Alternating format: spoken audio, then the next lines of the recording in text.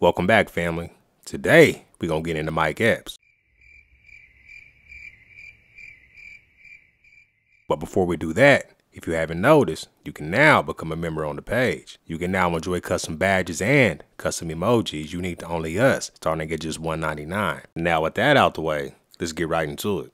Mike Epps recently went on All the Smoke podcast and talked about his drug abuse and how the closest ones to him treated him through his ups and downs. He said, they with you when you down, but when you come up, they say you think you better than them. This is what the kids need to hear right here.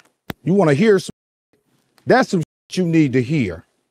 You're celebrating and you're looking in the wrong areas. You got to know what you're dealing with, man. This is life.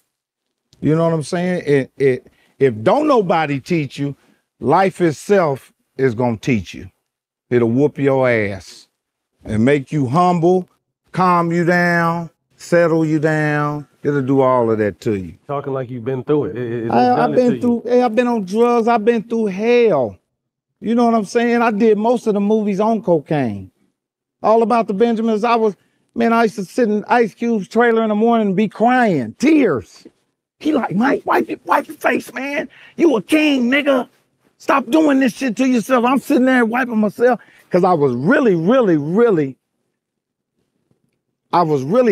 had survivor's remorse. I was so sad that I left all them niggas here in this city and I was famous. And when I would come home, I wanted them to be happy for me and they was mad at me. So I said, damn, I got to destroy myself for you to like me. I was like, damn, my favorite nigga, it seemed like he liked me more when I'm coming down off coke and I'm crying and I hate myself. He was like, oh man, I love you, nigga. I'm praying for you. But when I wasn't high and I was working out and I looked good, he's like, nigga, you think you better than me.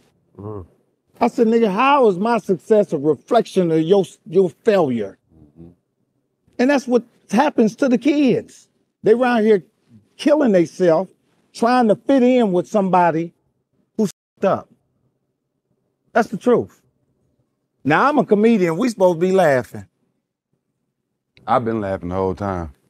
And the conversation didn't went there like that. It's all good. It shit happens. Cause comedians are dark people, man. We dark. Katt Williams, I blessed it. I pray for that brother, man. I pray for that brother because that's some serious shit.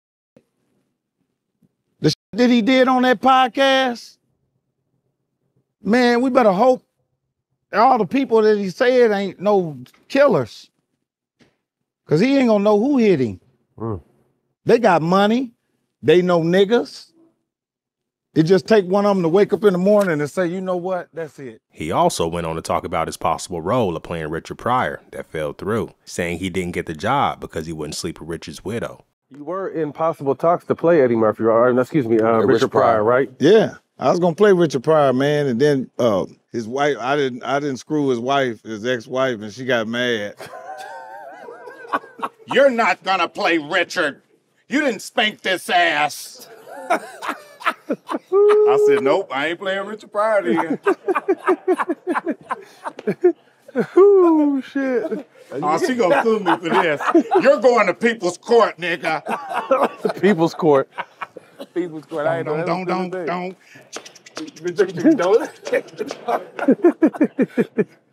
Today. Yeah, for the show.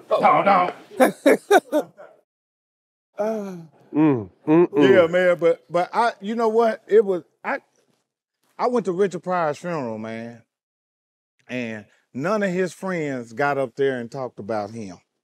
Paul Mooney, none of them people went up there to talk about him, bro. Monique went up there on the stage. She didn't know him. And George Lopez went on the stage. He didn't know him. He wasn't even in the casket. The casket was shut. We all in there crying. She done burnt them up somewhere. This the shit that we was going through. Diana Ross just stood up right in the middle of the prayer and just started. I swear to God, I'm not bull. Hey, I can't tell you a lie. She just started singing like, oh.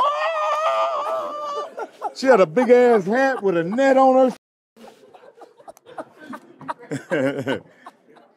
And you know, and guess what? nigga, I get on the stage, right? I'm on the stage. I'm coming down because I've been on coke for 2-3 nights. They think I'm crying for Richard, but I'm crying because I've been high all night. His kids is sitting there crying, man.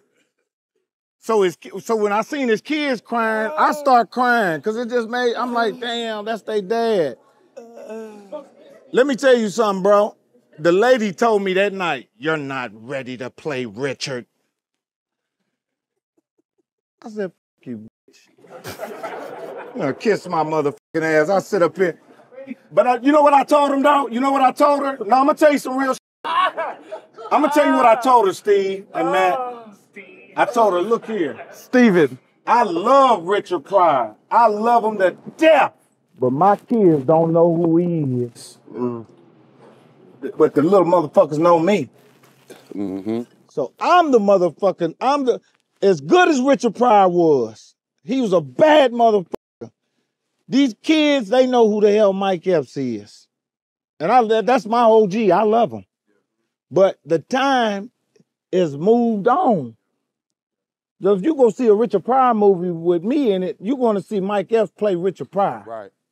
Now, for all the old heads that know Richord Pryor, they're going to be coming in there like, yeah, nigga, you better come on with that mud bone, nigga. You better do that shit. Yeah, yeah. You know what I'm saying? Yeah. But my age and the kids younger than me, they don't know who, they say Mike Epps is playing a comedian on there. I'm going to see this shit.